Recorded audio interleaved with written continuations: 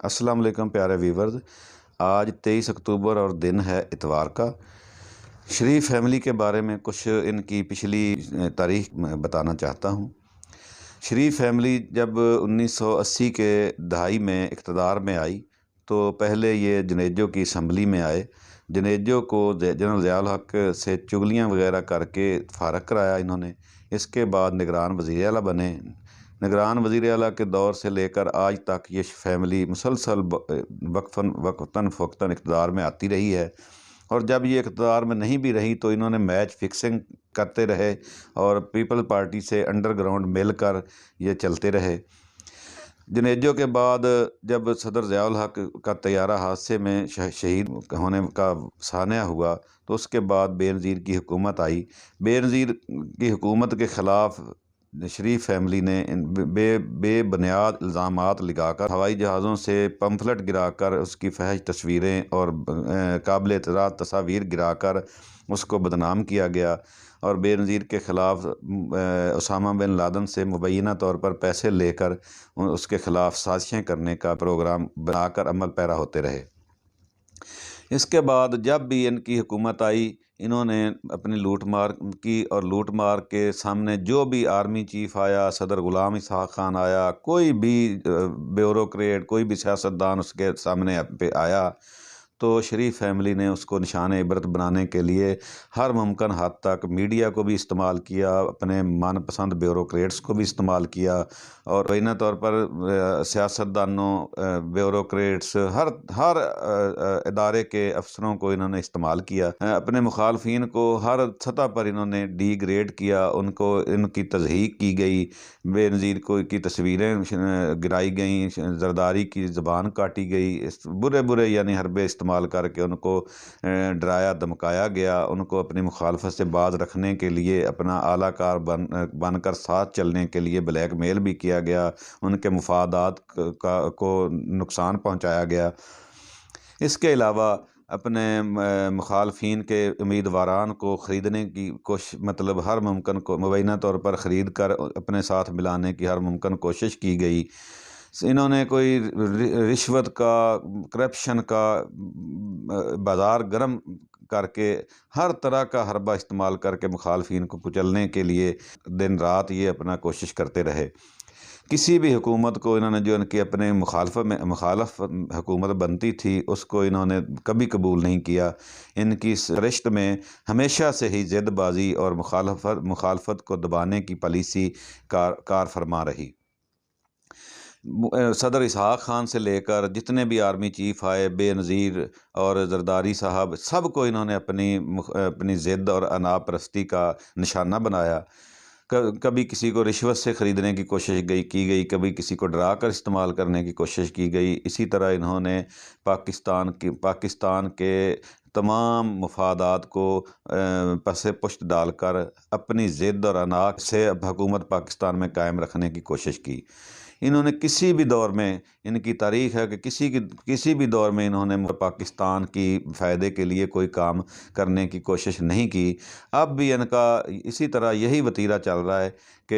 ये जो है अपने मुखालफिन को उसी पिछली तारीख़ की तरह उसको कुचलने के लिए हर हरबा आज़मा रहे हैं। लेकिन चूँकि अवाम अब समझ चुकी है, अवाम सब जानती है कि परवेज़ मुशर्रफ के साथ इन्होंने क्या किया, इस तरह जरदारी के साथ क्या किया, बेनज़ीर और ग़ुलाम इसहाक़ खान जितने भी आर्मी चीफ़ साहबान आए सब के साथ इनका सलूक का, फिर जस्टिस सजाद अली शाह साहब, फिर इसके अलावा हैरान कुन तौर पर इन्होंने अपने मुखालफिन को कुचलने के लिए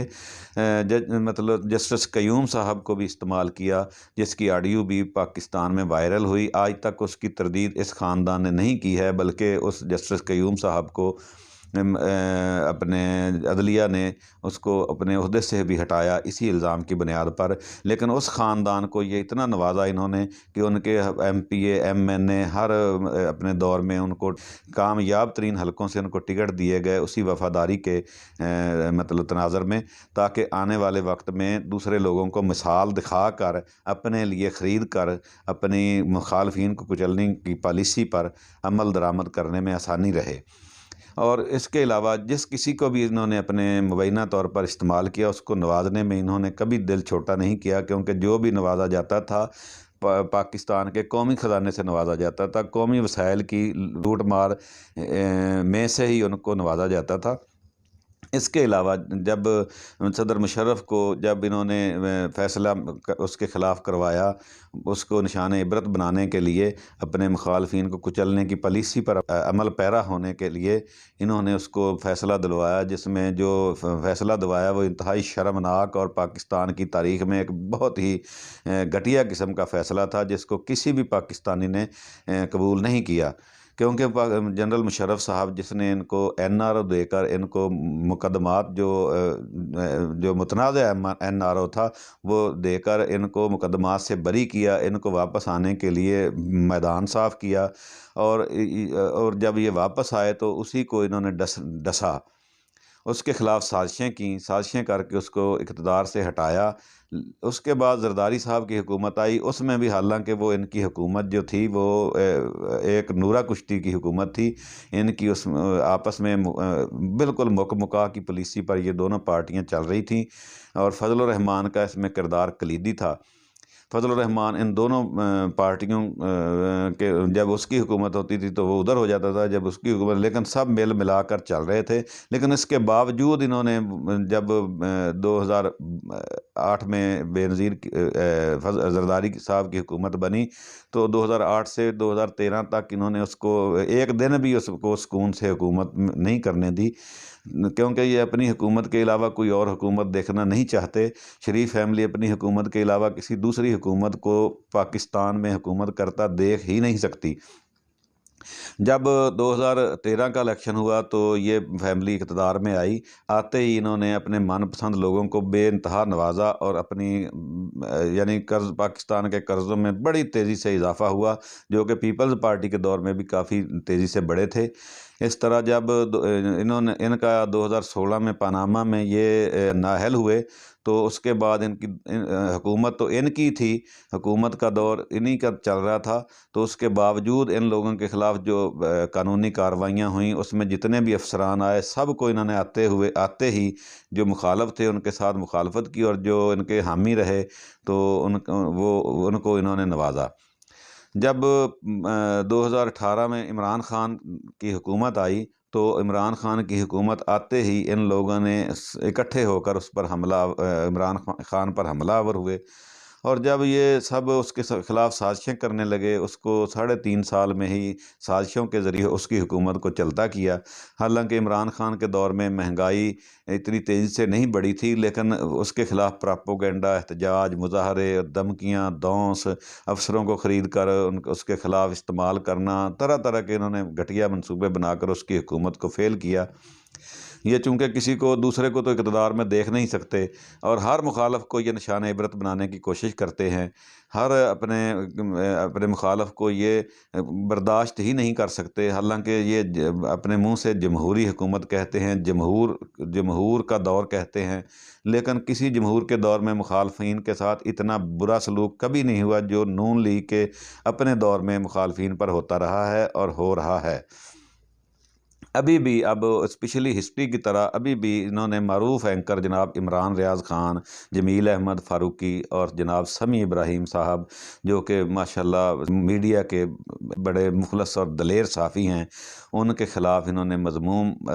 اپنے مقاصد پورا کرنے کے لیے پرچے درج کیے، ان کو جگہ جگہ جس طرح بے نظیر کو انہوں نے گھسیٹا تھا پاکستان کے مختلف تھانوں میں، اسی طرح ان کو بھی گھسیٹا، اور پھر جناب شہباز گل صاحب کے ساتھ بھی یہی سلوک ہوا۔ اس کے بعد جناب اعظم سواتی صاحب جو بزرگ سیاستدان ہیں، اس کے علاوہ بھی حال ہی میں جناب MNA جن کا تعلق KP کے سے تھا، ان کے گلے میں تختی ڈال کر ان کو نشان عبرت بنا کر دکھایا گیا۔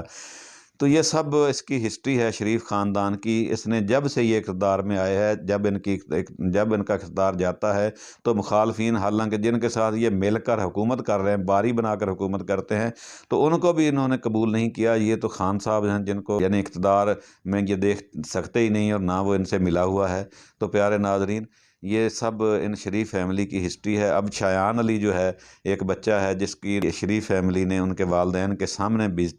عزتی کی، فحش گالی گلوچ، غلیظ گالی گلوچ نکالی، وہ غیرت میں آ کر مظاہرے کر رہا ہے، تو اب اس کو نشان عبرت بنانے کے لیے انہوں نے غلیظ گالی نکالنے کے لیے لوٹے ہوئے پیسوں سے لوگ بھرتی کیے ہیں، اور کچھ لوگ ایسے بھرتی کیے ہیں جو ان کو جب یہ دفتر سے نیچے اتر رہے ہوتے ہیں تو ان کو پھول پیش کر کے سیلفی لیتے ہیں۔ خود پسندی ان کی فطرت میں شامل ہے، اور اس کا مظاہرہ کرنے کے لیے انہوں نے کچھ مبینہ طور پر صحافی بھرتی کیے ہوئے ہیں، جو کہ جب یہ نیچے اترتے ہیں تو پلانٹڈ